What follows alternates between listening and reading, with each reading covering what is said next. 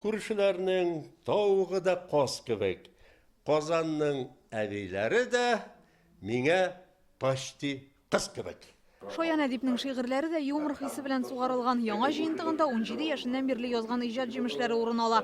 Монда юмор, сатира, мәхәббәт лирикасы бергә үрелеп бара. Көтүчеме, зур бер түрәме, аерма юк. Барысына да тәнкыйть камчы миләгә ди шагыйрь. Яңа китабында Марсәлим чыбыркысы дип атаган. Марсәлим марны саныңлата. Моны әйтәләр, бу минем бала вакытта алган псевдоним. Бу инде мар, тормар, разгром. Сәлим, сәлам. Привет, сәлам, әйбет, здоровый. Шунысы кызык, ул шигырь сатирикмы, юмористикмы икәнен үзем дә белмәйм. Ул вакытта 8 яшьтә әле мин аңламайдым, бик аермайдыр инде. Ләкин ул заманыбызның әлеге һаман да шул темасы булган эчкилек хакында.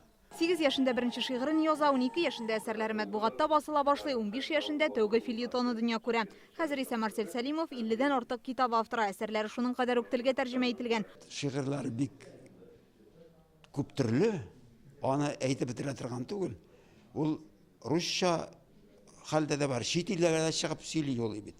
Ул искиткеч иркен эшли торган матбага кешесе. Марсель Сәлимов 30 ел Башкортстандагы Хәнәк журналының баш мөхәррире булып эшли. Үткен кидереп тә, чиметеп тә ала торган каләмен шул елларда чарлый. Публицистика өлкәсендә киң танылган язучы безнең автор.